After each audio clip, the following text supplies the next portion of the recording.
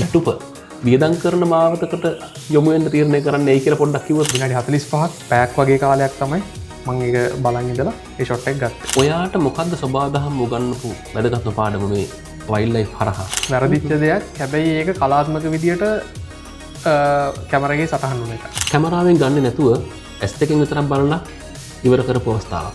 ඉවසීම, ක්ෂණික තීරණ ගැනීම, එතකොට ටෙක්නිකලි ඒ භාවිතාව ගැන. ඔයාගේ සීමාව මොකද්ද? ඔයාගේ ආචාර ධර්මය මොකද්ද? සත්තුන්ගේ මේ අයිති සීමාවක් ඇතුළේ වැඩ කරද්දී වයිල්ඩ් ලයිෆ් ෆොටෝග්‍රැෆර් කෙනෙක් කියන්නේ පෝස්ට් ප්‍රොඩක්ෂන් ගොඩක් සීමා සහිතව කරන්න ඕන දෙයක්.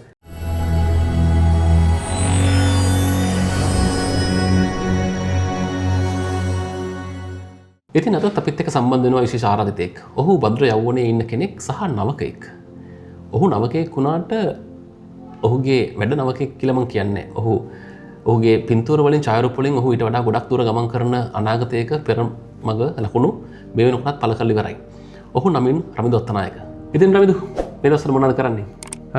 මේ දවස්වල මගේ රැකියා කටයුතු කරන ගමන් ෆ්‍රී ටයිම් එකේදී මගේ හොබි එක විච්ච වයිල්ඩ් ලයිෆ් ෆොටෝග්‍රැෆි කරගෙන එතකොට මගේ පර්සනල් දේවලු වැඩ කටයුතු ටිකත් කරගෙන පවුලේ වැඩ කටයුතු කරගෙන ෂේප් එක යනවා.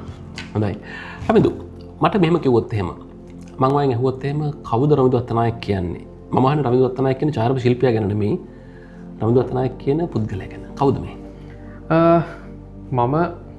මගේ පර්සනල් ලයිෆ් එක ගැනත් එක්කම කියන්න. මගේ නම රවිදු අත්තනායක. මගේ පවුලේ 4 දෙනෙක් ඉන්නවා. අම්මා තාත්තා නංගි මම.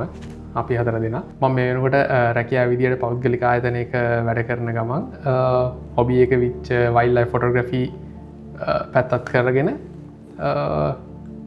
මගේ ගමන ඉස්සරහට යනවා. ඔව් රවිදු. මම මෙහෙම ඇහුවොත් එම වගේ දැන් ඔයත් එක්ක ඉන්න වාගේ සමකාලීන යාළුවෝ මම කියන ඡායාරූප ශිල්පීන් යාළුවෝ අපි තමු සමහරු වෙඩින් ෆොටෝග්‍රැෆි කරනවා ඇති, සමහරු ඉවෙන්ට් ෆොටෝග්‍රැෆි කරනවා, සමහරු කමර්ෂල් ෆොටෝග්‍රැෆි, එක ෆැෂන් ෆොටෝග්‍රැෆි වගේ විවිධ ශානර වල වැඩ කරනවා. එතකොට ඔයාට මේ වයිල්ඩ් ලයිෆ් පැත්තට යොමු වෙන්න නැත්නම් මේ සබාදහමත් එක්ක සම්බන්ධ වෙන්න මේ ආශාව ඇති වෙන්නේ කොහොමද? ඇයි මේකට යොමු වුනේ? ඇත්තටම මම වයිල්ඩ් ලයිෆ් ෆොටෝග්‍රැෆි වලට එන්න කලින් මම මුලින්ම සත්තු ගැන ගොඩක් ස්ටඩී කරන්න ආස කෙනෙක් පොඩි කාලේ ඉඳලම. කියන්නේ වයිල්ඩ් ලයිෆ් channels තියෙන්නේ ඩිස්කවරි, ඇනිමල් ප්ලැනට්ස් ඒ වගේ channels බලනවා. සත්තුන්ගේ හැසිරීමට ඒවා බලනවා. ඒකම තියෙන මැගසින්ස් ඒවත් බලනවා. ෆොටෝස් ඒව බලනවා. ගොඩාක්ම ඉස්සර ඉතින් සෝෂල් මීඩියා තිබුණේ නැහැ. ඉතින් ඔය පොත්පත්තරවල තියෙන දේවල් ඒ වගේ ඒවා බලලා ඊට පස්සේ කාලයත් එක්කම මට ෆොටෝග්‍රැෆි කියන දේ සෝෂල් මීඩියාත් එක්ක මං ටච් වුණා. එතකොට සීනියර් ෆොටෝග්‍රැෆර්ස් ලගේ, ඉන්ටර්නැෂනල් ෆොටෝග්‍රැෆර්ස් ලගේ ෆොටෝස් බලලා කම්පිටිෂන් වින් කරන ඒවා බලලා මට ඒවට ආසාවක් ආවා. මමත් ඒ වගේ කලෙක්ෂන් එකක් හදාගන්න ඕනේ කියන එක. මොකද මම සත්තු ගැන ස්ටඩි කරන නිසා. ඒ හින්දා තමයි මම වයිල්ඩ් ලයිෆ් පැත්තට වයිල්ඩ් ලයිෆ් ෆොටෝග්‍රැෆි පැත්තට යොමු වුණේ. මම හිතන්නේ මගේ දෙවෙනි ඊගා ප්‍රශ්නත් උත්තරේ වගේ තියෙනවා. ඒ තමයි මම අහන්න හැදුවේ දැන් ගොඩක් වෙලාට වයිල්ඩ් ලයිෆ් කියන්නේ එක පැත්තකින් වියදම් අධික දෙයක්. මොකද දැන් අපි දන්න තරමින් අනිත් හැම මං කලින් මතක් කරපු හැම ශේෂ්ත්‍රයක් තුළින්ම මුදල් උපයන්න පුළුවන්. හැබැයි වයිල්ඩ් ලයිෆ් කියන්නේ ලංකාවේ මුදල් උපයන්න ලේසි මාවතක් නෙමෙයි, වැඩිපුර මුදල් වියදම් වෙන මාවතක්. එතකොට ඔයාට එච්චර අර වගේ මුදල් උපයන්න අවස්ථාවල් තියෙනකොට ඒවා කැප කරලා ඔයාගේ අපි තුමු රැකියාවෙන් ලැබෙන වැටුප වියදම් කරන මාවතකට යොමු වෙන්න තීරණය කරන්න ඒ කියලා පොඩ්ඩක් කිව්වොත් මම හිතන්නේ ඒක හොඳ පොයින්ට් එකක්. ඔව්. ඇත්තටම ලංකාව කියන්නේ වයිල්ඩ් ලයිෆ් ෆොටෝග්‍රැෆර්ස්ලාට එක්ස්පෙන්සිව් හොබි එකක් ඒක. ලංකාව වගේ ඇතුළත. මොකද ඒකෙන් earn කරන්න කියන දේ ගොඩාක්ම අමාරුයි. මම මේ පැත්ත තෝරගත්තේ මගේ අර කලින් කිව්වා වගේ පොඩි කාලේ ඉඳලා තිබ්බ සත්තු ගැන තියෙන ආසාවේ චර්යාවන් බලන්න ඒ දේ එකක්. ඒකම මං කැමති ගොඩක් රිලැක්ස් එකේ මං කියන්නේ මෙඩිටේෂන් එකක් විදිහට තමයි මම වයිල්ඩ් ලයිෆ් ෆොටෝග්‍රැෆි හඳුන්වන්නේ. මම ජීවි ඡායාරූප කරන්නේ. ඉතින් මං ඒකට කැමති, මානසික නිදහසට කැමති. ඒක තමයි මේන්ලිම මම ටාගට් කරන්නේ. මොකද මං රැකියාවක් කරනවා, කරන ගමන් ඉද්දී හොබි එක විදියට ඒක කරන්නේ මගේ මානසික නිදහස, මානසික සුවය ලබා ගන්න තමයි මම ජීවි ඡායාරූප කරන්නට යොමු. මම එතනට තව අහන තව එකතු කරනවා. ඔයාට මොකද්ද සබාදහම් උගන්වපු වැදගත්ම පාඩම මේ වයිල්ඩ් ලයිෆ් හරහා? පළවෙනි සහ මට වැදගත්ම වුණ දේ තමයි ඉවසීම. මොකද මම ඉවසීම කියන දේ ගොඩක් අඩු කෙනෙක්. ඒ නිසා මට වනජීවි ඡායාරූප කරන්නේදී ඉවසීම කියන දේ එක දෙකට කන්සන්ට්‍රේට් කරනදේ ඒදේ ගොඩක්ම පාඩන් ඉගෙන්වා මට කලින් මම ගොඩක් කලබල කෙනෙක් තාමත් මංගේමයි නෑ කියන්න කලබල කෙනෙක් හැබැයි ඒක ගොඩක් දුරට අඩු කරගන්න පුළුවන් වුණේ වනජීවි චාරූප කරණය යෙදුනා ඉවසීම කියනදේ එතකොට දේකට අපි අවධානය ඩිරෙක්ම තියාගෙන කන්සන්ට්‍රේට් කරනදේ ඒ දේවල් ටික වනජීවි චාරූප කරණය මට ගොඩක් පාඩන් කියලතු හොඳරදු අපි අපේ දෙවැනි කොටසට යොමු අපේ වැඩසටහනේ මම රවින්දට කිව්වා රවින්දුගේ කැමතිම පින්තූර රවින්දු ගත්ත ලස්සන පින්තූර ගොඩාක් අපි දැකලා තියෙනවා මම දැකලා තියෙනවා ඒකේ මම කිව්වා කැමති පින්තූර 5ක් තෝරලා ගේන්න කියලා කතා කරන්න රවින්දු මොකද්ද තෝරගන්න පළවෙනි පින්තූරේ මම පළවෙනි ෆොටෝ එක විදිහට තෝරගත්තේ විල්පත්තු නැෂනල් පාර්ක් එකේදී ගත්ත ගෙම්බෙක්ගේ ජම්පින් ෂොට් එකක් ඒක ගත්තේ පනික්විල බංගලෝ එකේ ඒක තමයි මම පළවෙනි ෆොටෝ එක විදිහට තෝරගත්තේ ඒක පිටිපස්සේ තියෙන කතාව මොකද්ද ඒක අපි තෝරගත්තේ ඒ ෆොටෝ එක තෝරගත්තේ මොකද ඒ ෆොටෝ එක මට විශේෂ දෙයක් වුණා මගේ හිතේ තිබ්බ ෆ්‍රේම් එකක් අනිත් එක ඒක මං ගත්තේ විල්පත්තු නැෂනල් පාර්ක් එකේ ඕනම නැෂනල් පාර්ක් එකක බහින්න පුළුවන් තැන් තියෙනවා ඒ වගේ නැෂනල් පාර්ක් එකේ පනික්විල කියන බංගලෝ එකේ අපි රෙස් කරන වෙලාවේදී ඒ වැව ගාවට ගිහිල්ලා එතනදී තමයි ওই ෂොට් එක ගත්තේ ඒක ගන්න හේතු වුණේ අර මගේ තිබ්බ මේ හිතේ වැවිච්ච ෆ්‍රේම් එක මේ පින්තූරේ ගන්න කොච්චරලාවක් එතන රැඳිලා හිටියද සාමාන්‍යස එතන විනාඩි 45ක් පැයක් වගේ කාලයක් තමයි මං ඒක බලන් ඉඳලා ඒ ෂොට් එක ගත්තේ එතකොට මේ දැන් ඔයා මේකේ මේ ෂට් එක රිලීස් කරන්න කලින් දැන් මේක දිහා ගොඩක් වෙලා බලාගෙන ඉඳලා ෂට් එක රිලීස් කරන්න කලින් අන්තිම මොහොතේ මොකද හිතුනේ රිලීස් කරන්න කලින් මට හිතුනේ මේ ෂොට් එක මට වරදීද කලින් මොකද ඒ වගේ වැරදුන ප්‍රමාණ තිබුණා ඒ වෙලාව ඇතුළත ඒ නිසා මට ඒක වරදීද මේ ෂොට් එක කොහොමද මං හරියටම මට ඇචිව් කරගන්න පුළුවන්ද කියන එක මට ෂටයක ප්‍රෙස් කරන්න කලින් හිතුණා දැන් මම මෙහෙම ඇහුවොත් දැන් මේක මේ උත්තර දෙන අමාරු ප්‍රශ්නයක්. ඒ කියන්නේ මේක තප්පරෙන් මං හිතන්නේ 1000න් එකක වගේ බොහොම සුළු මොහොතක සිද්ධ වෙන සංසිද්ධියක්. මේක මේ ෂට වෙන මොහොතේදී මොන ආකාර දෙයක් හිතුණාද? ඔව් මේක මේ වගේ ලස්සන පින්තූරයක් වෙයි කියලා නිකමටත් හිතුණාද ඒ වෙලාවේ? මොකද මම ෂටය කරන වෙලාවේ මම මේක view finder එකෙන් නෙමෙයි live view ගත්තේ. ගන්න වෙලාවේ මම දැක්කා එයාගේ launch එක S2ටම දැක්කා. view find මේ live view එකෙන් දැක්කා.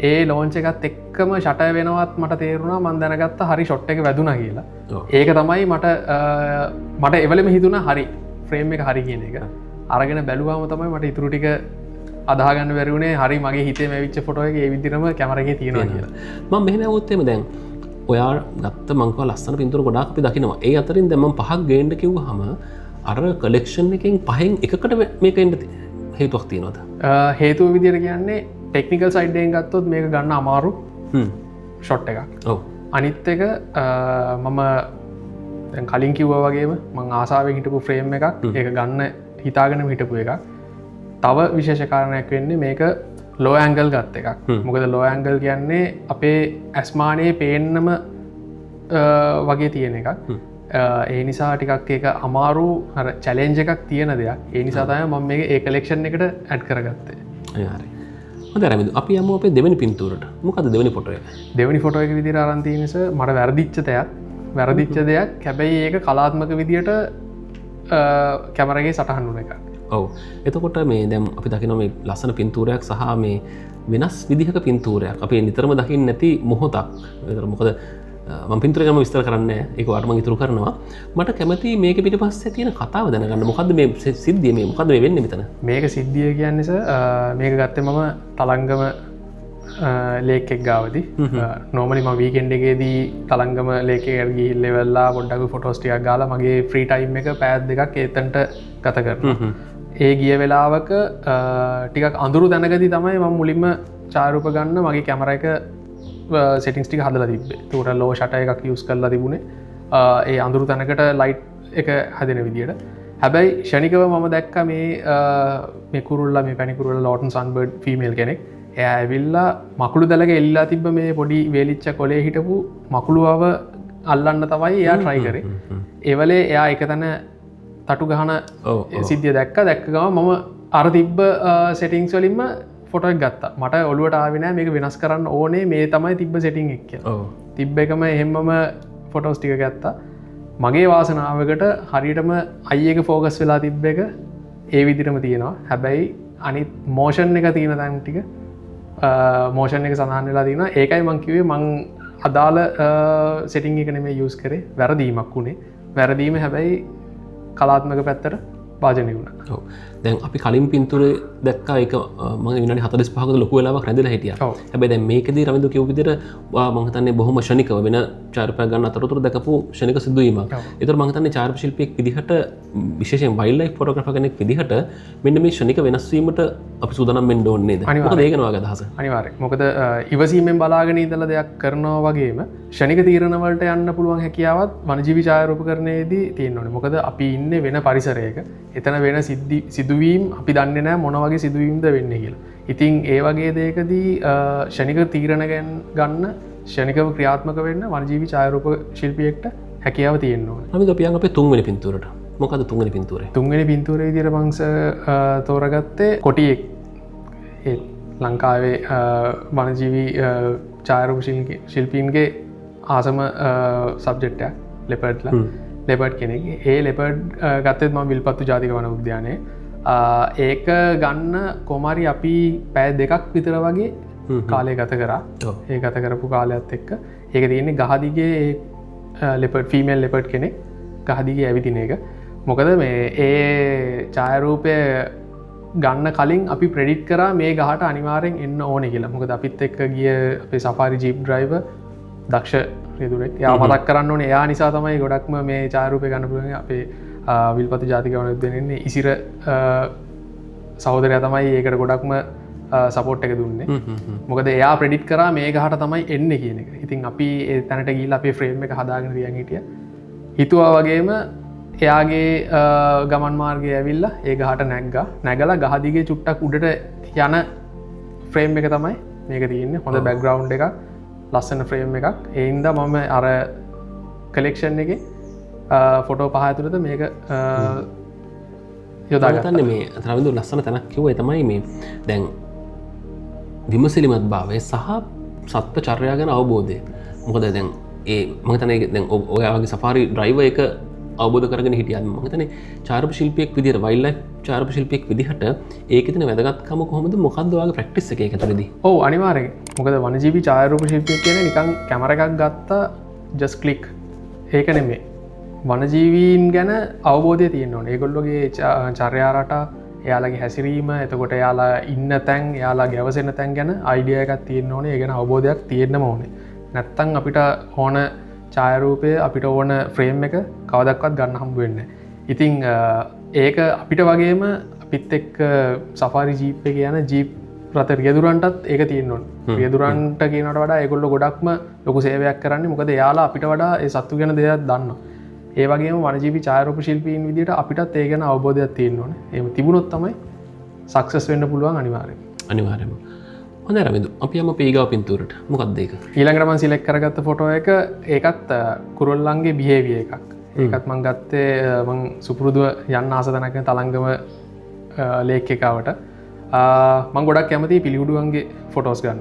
පිළිහුඩුව කියන්නේ ගොඩක් ඇක්ටිව් සත්තු ජාතියක්. ලස්සන සත්තු ජාති කුරුල්ල. ඉතින් ඒ කුරුල්ලන්ගේ ඡායාරූප ගත කරන්න මම ගොඩක් ආසයි. ඒ ගිය වෙලාවක ගත්ත ඡායාරූපයක් තමයි මේක. ගොඩක් ආස කරන ෆොටෝ එකක් තමයි මේක. ඒකයි මේ සිලෙක්ෂන් එකට ගත්තේ. ඔව්. දැන් අපි දකිනවා ලංකාවේ ගොඩක් වෙලාවට ඡායාරූප ශිල්පීන්ට තියෙන හීනයක් තමයි යාල, විල්පත්තු, කුමන වගේ මේ කියන්නේ වනෝද්‍යානයකට ඡායාරූප ගන්න යන්න ඕනේ. වයිල්ඩ් ලයිෆ් කරන්න නම් කැලේම යන්න ඕනේ වගේ අදහසක් තියෙනවා. හැබැයි දැන් කොළඹවට ඉන්න ඡායාරූප ශිල්පීන්ට තලංගම ලේක් එක කියලා කියන්නේ මම හිතන්නේ බොහොම අතමානයේ තියෙන තැනක්. එතකොට මේ ඇත්තටම අර වගේ දුරකටම යන්න ඕනද මේ වගේ තැනක තියෙන වටිනාකම මොකක්ද ඔයාගේ පැත්තෙන්? ඇත්තටම වනජීවි ඡායාරූප ශිල්පියෙක්ට කොළඹවට ඉන්න වනජීවි ඡායාරූප ශිල්පියෙක්ට තලංගම වැව කියලා කියන්නේ ඇත්තටම පාරාදීසයක්. මමත් මුලින්ම වයිල්ඩ් ලයිෆ් ෆොටෝග්‍රැෆි පටන් ගද්දී මුලින්ම ගිය තැන තමයි තලංගම ලේක් එක. ගොඩාක් දේවල් ගොඩාක් සිද්ධීන් කවර් කරගන්න පුළුවන් හොඳ තැනක් තමයි ඒක. ඒකට ඉතින් ලොකු ගානක් වියදම් වෙනවා. ඇත්තටම අපි යාල, විල්පත්තු, කුමන වගේ වන උද්‍යානවලට යන්න ගියොත් එහෙම උවමනාවක් නැහැ. ඇත්තටම මේ ගෙදර ආවට ඔය වගේ පොඩි පොඩි අර්බන් පරිසරවල හොඳ ඡායාරූප ගන්න පුළුවන්.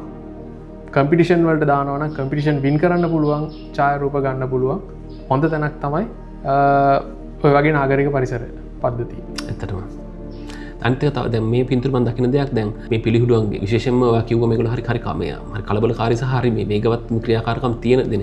ඒතර මේ වගේ මොහොතක් ග්‍රහණය කරගන්න ඔයා මොනවා හරි චාරක ශිල්පියෙකුට ඔයාගේ පැත්තෙන් දරු පරිශ්‍රමය කොහොමද? ඒකේ අත්දැකීම මොන වගේද? ඔව් මේක අර මම කලින් කිව්වා වගේ ඉවසීමයි ෂණික තීරණ ගැනීමයි දෙකම කම්බයින් වෙච්ච තැනක් මේක. මොකද සහ මම තව දෙයක් එකතු කරනවා මේ තාක්ෂණික මේ ශිල්පී දැනුම අනිවාර්යයෙන්ම තියෙන්න ඕනේ. මොකද කැමරා එකක ඒ වගේ අවස්ථාවක සෙටින්ග්ස් කොහොමද යූස් කරන්න ඕනේ කියන්නේ ඒකත් අනිවාර්යෙන් ওই තුනේම සම්මිශ්‍රණයක් තමයි මේ වගේ අවුට්පුට් එකකට මූලික වෙන්නේ. ඉතින් අර මේ ෆොටෝ එකේදී ඇත්තටම කියනවා නම් මුලින්ම මම පොඩි කෙටියෙන් මම ඒක සඳහන් කරන්න. මුලින්ම ඔතන ඉන්නේ මේල් ඇන්ඩ් ෆීමේල් කියන ඒ දෙපාර්ශව ඉන්නේ. ඔතන තියෙන්නේ මේටින් එකකට කලින් එයාලගේ මේට් වෙන්න කලින් එයාලා ඇවිල්ලා පොඩ්ඩක් අර ඔය වගේ සෙල්ලම් කරන ඒ වගේ සිද්ධියක්. මුලින්ම ෆීමේල් සතා කෝටුවක හිටියා. මම ටිකක් වෙලා ඉවසීමෙන් බලන් හිටියා. මොකද එයාගේ හැසිරීම චුට්ටක් තව කවුරු හරි එයාගේ මේල් එක්කෙනා ළඟ අවට ඉන්නවා වගේ හැසිරීමක් තමයි දැක්වේ. මොකද මට ඒ කෝල් එකත් වනජීවි ඡායාරූප ශිල්පියෙක් වුණාම අනිවාර්යෙන් කුරුල්ලන්ගේ ඡායාරූප ගන්නවා නම් කුරුල්ලන්ගේ හඬ ගැන අවබෝධයක් තියෙන්න ඕනේ. කුරුල්ලන්ගේ හඬ එක්ක තමයි ගොඩම ට්‍රැක් කරන්න පුළුවන්. ඉතින් ඒ වගේ අවස්ථාවක් තමයි මේක. මම ෆීමේල් කුරුල්ලා ඉන්න තැන දැක්කා. එයා හැසිරෙන විදියයි එතකොට තව කුරුල්ලෙක්ගේ තව පිළිහුඩුවෙක්ගේ සද්දයත් එක්ක මං හිතුවා අනිවාර්යෙන් මෙතනට තව එක්කෙනෙක් එනවා කියන එක. පොඩ්ඩක් වෙලා ඉවසීමෙන් බලන් හිටියා. ක්ෂණිකව අනිත් කුරුල්ලා ආවා. ආපු ගමන් ඒ දෙන්න එක තැන උඩට ඉගිල්ලා ආවා. අන්න එතනින් තමයි මම ක්ෂණිකව ක්‍රියාත්මක වෙලා ෆොටෝස් ටික ගන්න හම්බුනේ. ඉතින් ඒ ගත්ත එකේ අවුට්පුට් එක තමයි මේ ඡායාව. එතකොට මම අයිත් අහනවා මේ පහෙන් එකකට මේක තෝරගන්න හේතුව මොකද්ද? මම අර කලින් කිව්වා වගේ ඉවසීම, ක්ෂණික තීරණ ගැනීම, එතකොට ටෙක්නිකලි ඒ භාවිතාව ගැන ඒ තුනේම තිබ්බ දෙයක් තමයි ඒ කම්බිනේෂන් එක තමයි මේ ඡායාරූපයේ විශේෂ වෙන්න හේතු වුනේ. අනිත් එක මෙතන තියෙන ෆ්‍රේම් එක, එයාලගේ තියෙන රිදම් එක ඒක ගොඩක්ම මට ස්පෙෂල් දෙයක්. ඒක තමයි මේ සිලෙක්ෂන් එකට එකතු වෙන්න හේතු වුනේ. රවිදු අන්තිම පින්තූරයට තෝරගන්න ටික වෙනස් පින්තූරයක්. මොකද්ද මේ පින්තූරය? මේ ෆොටෝ එක මට ගොඩක් වැදගත් වෙන්නේ සාමාන්‍යයෙන් අපි සතෙක්ගේ හරි මොනවා හරි සබ්ජෙක්ට් එකක ෆොටෝ එකක් ගන්නවා නම් ඒක සම්පූර්ණයෙන්ම තියෙන්න ඕනේ කියන දේ තමයි අපේ ඔළුවේ තියෙන්නේ. ඒ කියන්නේ කොටියෙක් එක්සැම්පල් එකක් විදිහට දැන් මේ ෆොටෝ එකත් කොටියෙක්නේ. එක්සැම්පල් එක විදිහට ගත්තොත් එහෙම කොටියෙක්ගේ අපි සම්පූර්ණ ෆොටෝ එකක් තියෙන්න ඕනේ. ඒ කියන්නේ නහයේ ඉඳලා නැට්ට අග වෙනකම්ම සම්පූර්ණ තියෙන්න ඕනේ කියලා තමයි ගොඩක් කට්ටිය එහෙම හිතන්නේ. එහෙම දෙයක් නැහැ. එයාලා ඉන්න පරිසර පද්ධතිය, එතකොට එයාලගේ හැසිරීම, ඒව ඔක්කොම එකතුවත් එක්ක ගත්ත එකක් තමයි මේ ඡායාරූපය. මොකද මේක ගත්තේ විල්පත්තු ජාතික වන උද්‍යානයේ. ගත්තේ දිත්ව ව්‍යසනය වෙලා සතියකට එකමාරකට පස්සේ අපි විල්පත්තු ගියා. ඒ වෙලේ ගත්ත එකක්. මේ කොටියා මුලින්ම අපිව දැකලා ඉවරලා පාර අයිනේ ඉඳලා කැලේ ඇතුළට ගියා. ගිහිල්ලා ඔය ගහ අස්සේ ඉඳලා එබිලා අපි දිහා බලන් හිටියා. හොඳ විමසිල්ලෙන් බලන් හිටියා. ඔය පැටි එක්ක ඔය විමසිල්ලෙන් බලන් හිටියා. ඒ බලන් හිටපු එක මං ඡායාරූපගත කරේ. ඒක මේ මට ගොඩක්ම වැදගත් වෙන්නේ මොකද එයාගේ තියෙන මූණේ තියෙන ස්වභාවය, ඩිරෙක්ට් අයි කන්ටැක්ට්, අනිත් එක ඒ තියෙන පරිසර පද්ධතියත් එක්ක ඒක ගොඩක් වැදගත් වෙනවා. ඉතින් අන්න ඒක මම ඒකෙන් කියන්නේ ඡායාරූප ශිල්පියෙක් වුණාම සම්පූර්ණම ඒ සබ්ජෙක්ට් එක කවර් කරගන්න එක නෙමෙයි, ෆ්‍රේම් එක අපිට හදාගන්න පුළුවන්, අපිට යුනික් විදියට දෙයක් ඉදිරිපත් කරන්න පුළුවන් මේ වගේ ඡායාරූපයකින්. රවින්ද්‍ර ලස්සන දෙයක් කිව්වා. ඒ තමයි දැන් ඒ සතා ඉන්න පරිසරයත් මේක පෙන්වලා තියෙනවා. මම හිතන්නේ ඒකත් හරි වැදගත් තැනක්.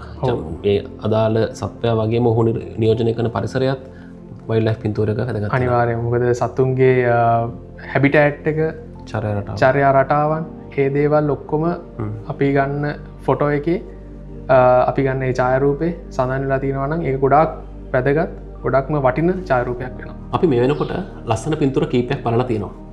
මේ අතරින් රවින්දුගේ පින්තූර වලින් ඔයා වැඩියෙන්ම කැමති කොයි පින්තූරයටද කියලා පහලින් කමෙන්ට් කරන්න පුළුවන්. ඒ වගේම ඔයා හිතනවා නම් මේ සීට් එකට එන්න සුදුසු ආදන්න කෙනෙක් ඉන්නවා කියලා, ඔහු ආධුනිකයෙක්ද එහෙම නැත්නම් ප්‍රවීණයෙක්ද කියන එක ගැටලුවක් නෑ. හැබැයි ඔහු දක්ෂයෙක් වෙන්න ඕනේ. එහෙම නැත්නම් ඔහු නිර්මාණශීලී ඡායාරූප ශිල්පියෙක් වෙන එක ඉතාම වැදගත්. එහෙම කෙනෙක් ඉන්නවා නම් අපිට පුළුවන් ඕන අවස්ථාව දෙන්න. ඔවුන්ගේ නම පහලින් කමෙන්ට් කරන්න අමතක කරන්න එපා. ඒ වගේම මේ වගේ වැඩසටහන් දිගටම බලන්න ආසයි නම් කැමති නම් මේ channel එක subscribe කරලා දිගටම රැඳී ඉන්න කියලාත් මතක් කරනවා. රමිදු මට මේකට කෙටි උත්තර ඕන. කවදාවත් තරම් එපා වෙන්නේ නැති සත්ව කොට්ටාශය ඇත්තරම ගෙනවන ශ්‍රී ලංකන් ලෙපඩ් කොටිය ඇයි කවදක්වත් ඒක එපාවෙන්න කියල ගැන්න මොකද කොටි එකකට වෙනස් වෙන එයාලගේ හැසිරීම් වෙනස් වෙන එයාලගේත් කලෙක්ෂන් එකක් තියෙනවා හදාගන්න අන්න ඒ නිසා කවදක්වත් එපාවෙන්න එයාලගේ හැසිරීම් රට කොච්චර බලන් හිටියත් එපාවෙන්න ඇති දෙයක් ඒ නිසා තමයි මං ඒ සත්ත කොට්ටාසයට එච්චරනවා ආස කැමරාවෙන් ගන්න නැතුව ඇස් දෙකෙන් විතරක් බලලා ඉවර කරපු අවස්ථාවක් කැමරාවකින් ගන්න ඒවගේ අවස්ථා කීපයක්ම තියෙනවා හැබැයි ඒක මට ස්පෙෂල්ම අවස්ථාවක් වෙන්නේ ජාතික වන උද්‍යානයකදීම ඒත් ඔය ලෙපඩ් කෙනෙක්ගිම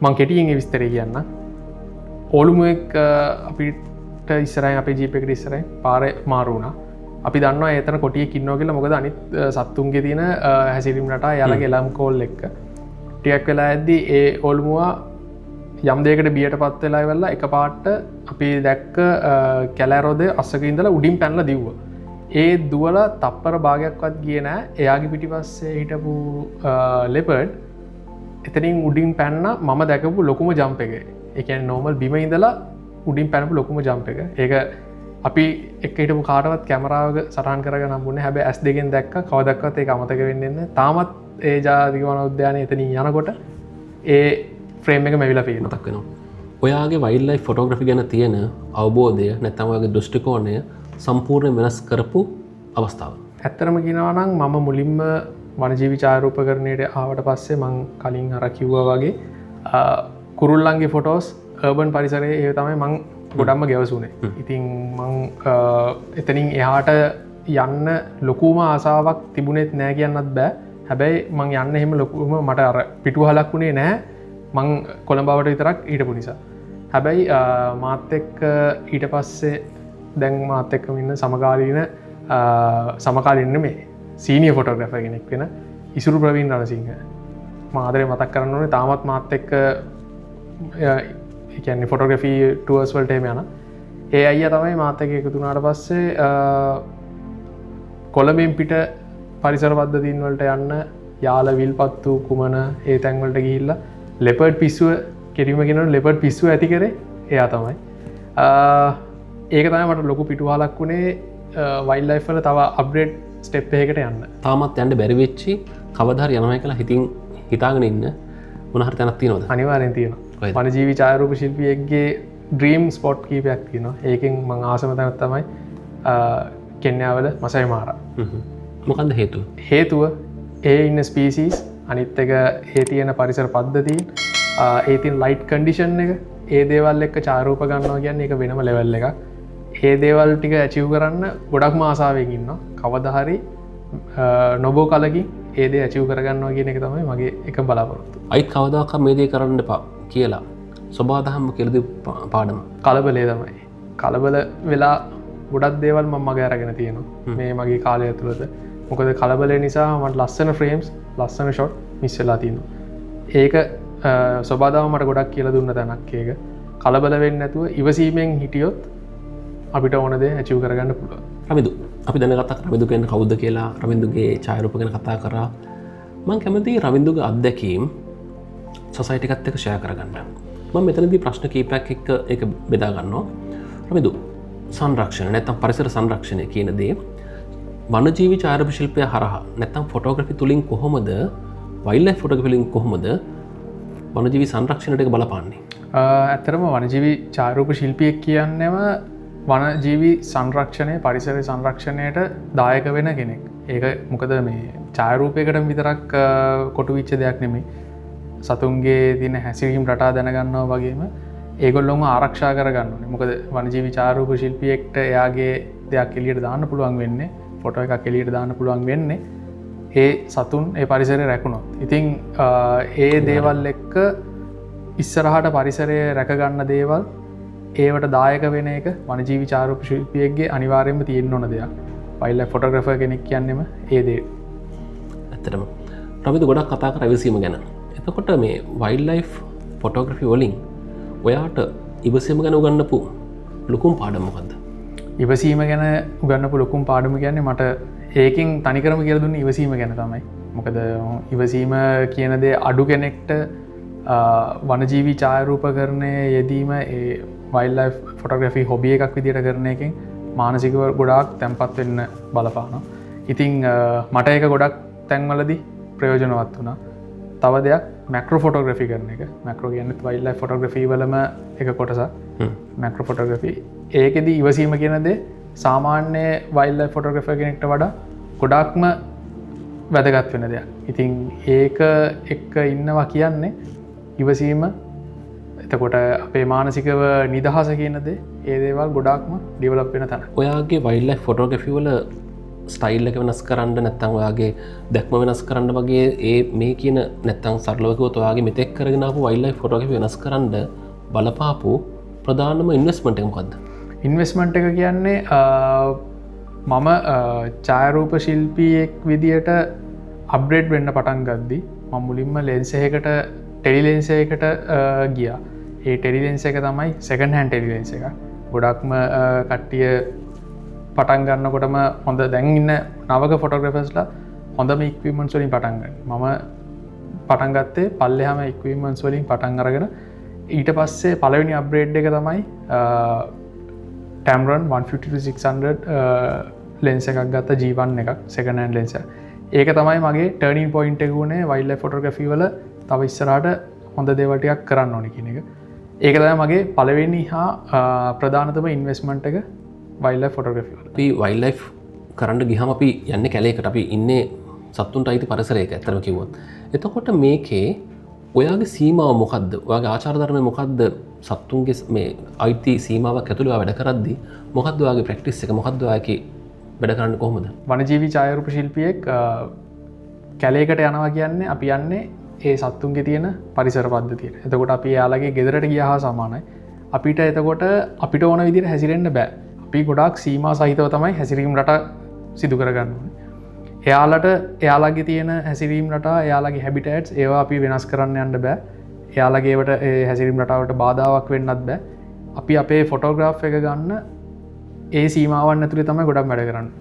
අපි දැකලා තියෙනවා ගොඩක් ඡායාරූප ශිල්පීන් එයාලට ඕන ෆ්‍රේම් එක ගන්න, එයාලට ඕන ඡායාරූපය ලබා ගන්න ඒ හැබිටේට්ස් වෙනස් කරන්න හදනවා. ඉතින් ඒක ඇත්තටම අනුමත කරන්න බැරි ගොඩක්ම නීති විරෝධී වැඩ ඒවා.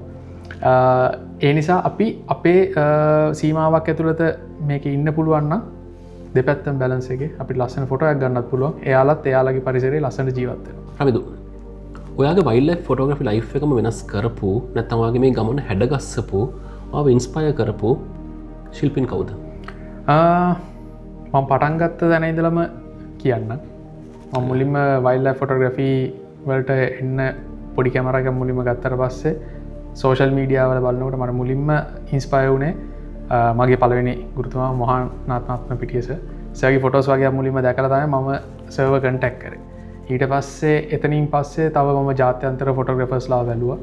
ඊට පස්සේ ටික කාලයක් එහෙම යනකොට මාත් එක්ක දැන් ගොඩක්ම සහයෝගයෙන් වැඩ කරන ඉසුරු ප්‍රවීණ රණසිංහ. එයාගේ ලංකාවේ ගත්ත ඡායාරූප, පිටරට ගත්ත ඡායාරූප ඒ දෙකම දැකලා ඉන්ස්පයර් වුණා.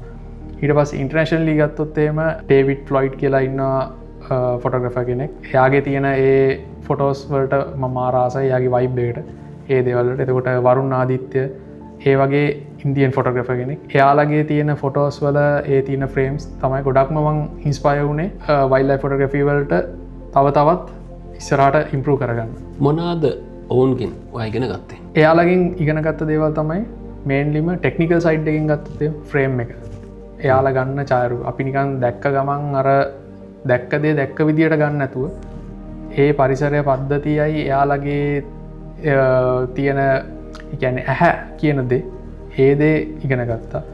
ඒකම පෝස්ට් ප්‍රොසෙසින් ගැන දේවල් ඉගෙන ගත්තා. මොකද වයිල්ඩ් ලයිෆ් ෆොටෝග්‍රැෆර් කෙනෙක් කියන්නේ පෝස්ට් ප්‍රොඩක්ෂන් ගොඩක් සීමා සහිතව කරන්න ඕන දෙයක්.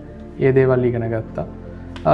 ඒ වගේ දේවල් තමයි එයාලගෙන් ගොඩක්ම ඉගෙන ගත්තේ. රමිදු, මගේ අන්තිම ප්‍රශ්නේ. එක අතර මේ ප්‍රශ්නේ අසාධාරණයි කියලාත් මම හිතනවා. මොකද රමිදු තාම මේ ශාස්ත්‍රය තුල ගමනක් යන ආරම්භ කරව පුද්ගලෙක්. ඉතින් ඔයාට ලොකු ගමනක් මේක තුල යන්න තියෙනවා. ඒත් මම මෙහෙම කියනවා. ඔයා මෙතෙක් ආපු ගමන තුල ඔයාගේ නිර්මාණය කරපු ඡායාරූපවලින් මම ඔයාලට එකක් තෝරගන්න කියලා කියනවා.